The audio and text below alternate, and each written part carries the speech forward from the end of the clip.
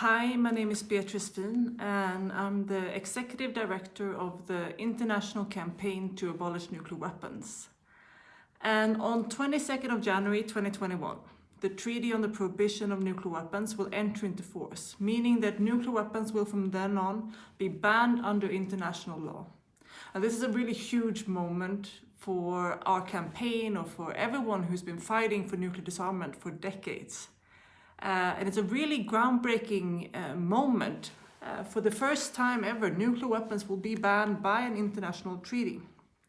Now, this treaty will not change everything overnight, unfortunately, but it will be extremely significant, and it will be standing alongside the other treaties that prohibits weapons of mass destruction, such as the Chemical Weapons Convention, the Biological Weapons Convention, but also other hugely significant treaties that regulates what we are allowed to do in warfare and how we treat civilians in warfare, such as the Geneva Conventions, the ban on landmines and the ban on cluster munitions. So this is a hugely significant moment, really. And the treaty will, at the beginning, will only apply to the states that have joined the treaty, now 51 first states that have ratified the treaty. But in time, there will be more and more countries that join the treaty. Already 86 have signed. We know that more will come.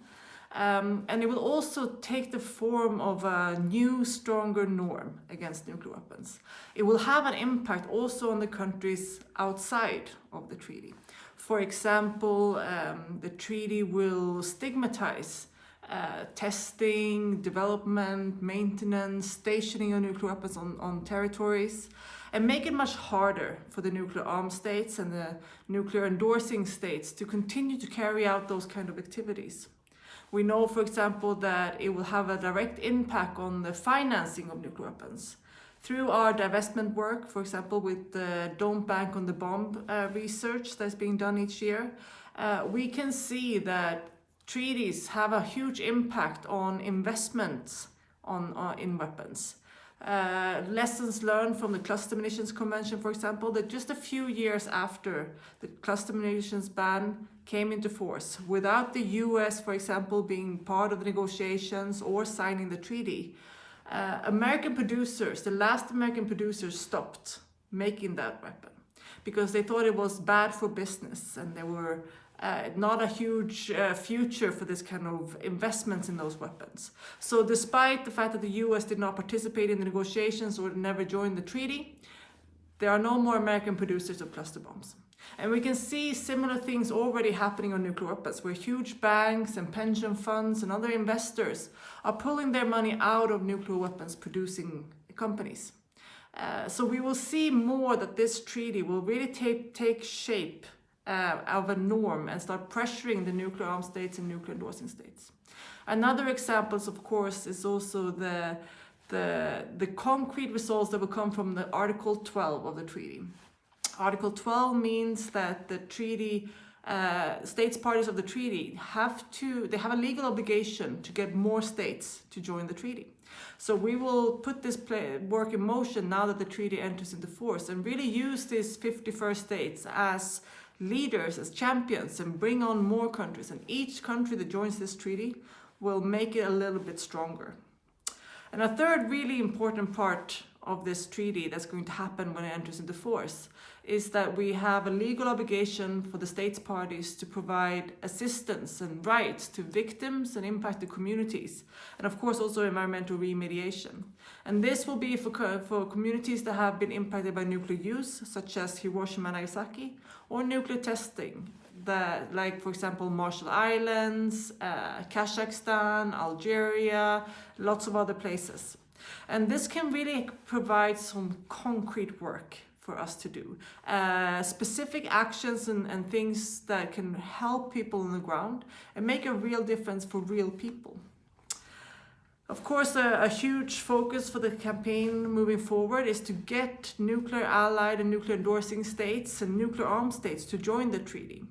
And we will do so through really channeling public pressure. We know through polling and lots of research that majority of people in these countries want their government to join the Treaty on the Prohibition of Nuclear Weapons.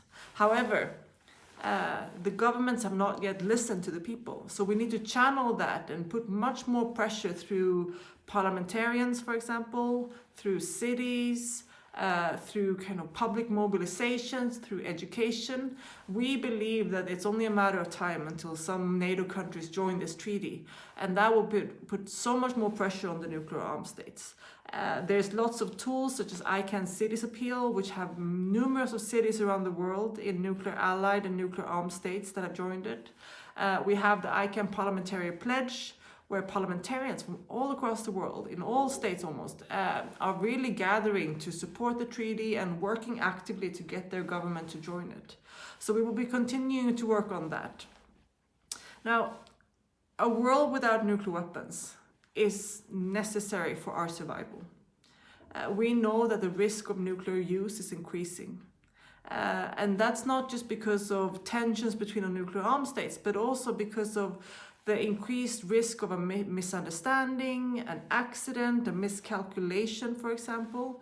And the more nuclear armed states we have, the more technological developments we have, the more uncertainty in the international system, the faster the pace of decision making in the military goes, the more higher risk there is that something will go wrong one day. And when the stakes are so high as they are with nuclear weapons, it's something we have to prevent. We've seen these last years, we've seen, decades that, scientists have warned about pandemics. We've seen for decades that scientists are warning about climate change. And we've seen for decades now that scientists are warning about the increasing risk of nuclear weapons use. And we need to take this seriously, because there's no reversing a nuclear war. There's no vaccine against a nuclear war. Once nuclear war happens, we cannot go back. So it's really urgent that we pursue nuclear disarmament, because nuclear weapons will either be eliminated or they will be used. So it's really up to us to decide what that will be. And I think that really the Treaty on the Prohibition of Nuclear Weapons is a way to really change the way we look at security. Security cannot be built on threats to mass murder civilians, of threats to violate norms in international law, to wipe out whole cities. That is not a sustainable security system. We need to value other things such as diplomacy, multilateralism. We need to look at facts. Facts tell us that countries that invest more in education, in healthcare, and in women, for example, are much more secure and stable than countries that invest too much in weapons. And I think that's something that we really need to question ourselves. The notions of what people think is rational and what is strong are very flawed. In fact, disarmament is security. Investing in healthcare and education is a stable security policy. It is what protects people. We have to have a new security that puts human beings at the center of our efforts. And hopefully the Treaty on the Prohibition of Nuclear Weapons is a huge part of that new security structure in the world. So thank you very much, and I hope you all are celebrating the entry into force of the Treaty on the Prohibition of Nuclear Weapons.